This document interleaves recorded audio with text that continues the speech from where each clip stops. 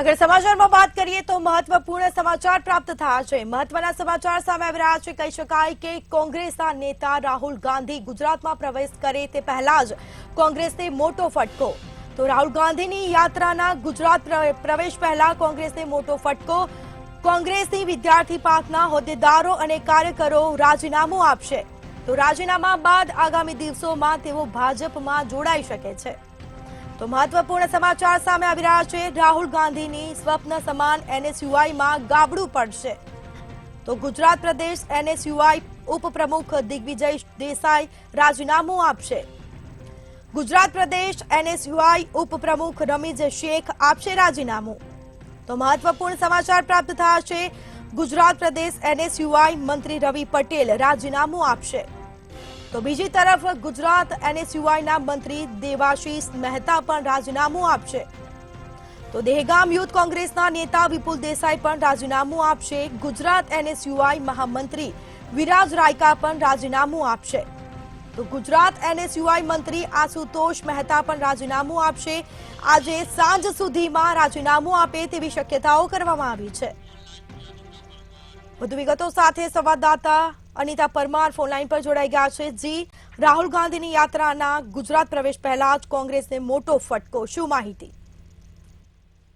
જી સ્મિતા, જો વાત કરવામાં આવે તો અત્યારે હાલ લોકસભાની જે ચૂંટણી છે એ નજીક આવી રહી છે। સાથે જ રાહુલ ગાંધીની જે ન્યાય યાત્રા છે એ ગુજરાતમાં પ્રવેશ કરવાની છે, ત્યારે કોંગ્રેસને મોટો ફટકો પડવાનો છે। કારણ કે એક નહીં, બે નહીં, ત્રણ નહીં, પરંતુ 5 થી 6 જેટલા રાજીનામા જે છે તે આજે પડવાના છે। અને આ જે રાજીનામા પડી રહ્યા છે એ રાહુલ ગાંધીની જે સ્વપ્ન સમાન એનએસયુઆઈ જે છે તે એનએસયુઆઈ પાંખમાં અત્યારે હાલ ગાબડું પડવાનું છે। જો વાત કરવામાં આવે તો દિગ્વિજય દેસાઈ જે ઉપપ્રમુખ છે ગુજરાત પ્રદેશના, તેઓ રાજીનામું આપશે તેવી વાત સામે આવી છે। સાથે જો વાત કરીએ તો રમીજ શેખ જે છે, જે ઉપપ્રમુખ છે ગુજરાત પ્રદેશ એનએસયુઆઈને, તેઓ પણ રાજીનામું આપશે। સાથે રવિ પટેલ, દેવાશીષ મહેતા, આશુતોષ મહેતા અને વિરાજ રાયકા, અને સાથે જો વાત કરીએ તો વિપુલભાઈ દેસાઈ જે દહેગામમાં યુથ કોંગ્રેસ સાથે જોડાયેલા છે, તો આ બધા જે યુવા નેતાઓ આપણે જેમને કહી શકાય, તેઓ રાજીનામું આપવાના છે। આજે સાંજે 3-3:30 વાગ્યાની આજુબાજુમાં તેઓ રાજીનામું આપશે। અને આ બધા જ લોકો જે છે, આ યુવા નેતાઓ જે છે, તેઓ રાજીનામું આપ્યા બાદ કેસરીઓ ધારણ કરશે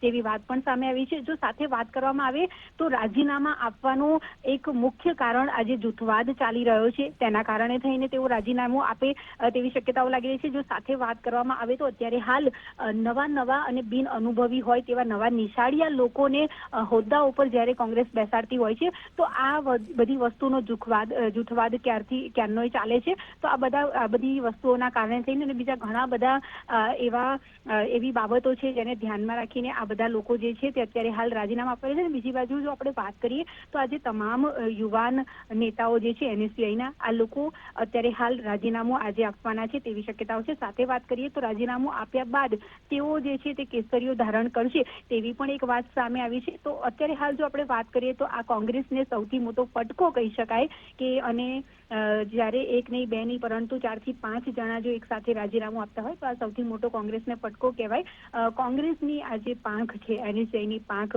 જે વર્ષોથી કાર્યરત છે, અને રાહુલ ગાંધીનું તો સ્વપ્ન હતું એનએસયુઆઈનું, અને યુવાન નેતાઓ આની અંદર જોડાય તેવું તેમનું સ્વપ્ન હતું, ત્યારે આજે કહેવાય કે લગભગ 5 થી 6 જણા જે છે, જેમાં આપણે દિગ્વિજય દેસાઈ, રમીજ શેખ, રવિ પટેલ, આ બધા એવા કાર્યકર્તાઓ જે છે જે હંમેશા આગળ રહ્યા છે, અને આ બધા લોકો આજે રાજીનામું આપશે તેવી વાત સામે આવી છે। અને 3-3:30 આજુબાજુમાં તેઓ સોશિયલ મીડિયાના માધ્યમથી રાજીનામું આપશે અને ત્યારબાદ તેઓ કેસરીઓ ધારણ કરશે। જી, તમામ જાણકારી આપવા બદલ આપનો આભાર। તો આજ સાંજ સુધીમાં રાજીનામું આપે તેવી શક્યતાઓ કરવામાં આવી। રાજીનામા આપ્યા બાદ કેસરીઓ ધારણ કરે તેવી શક્યતાઓ કરવામાં આવી છે। તો રાહુલ ગાંધીની યાત્રાના ગુજરાત પ્રવેશ પહેલા કોંગ્રેસને મોટો ફટકો।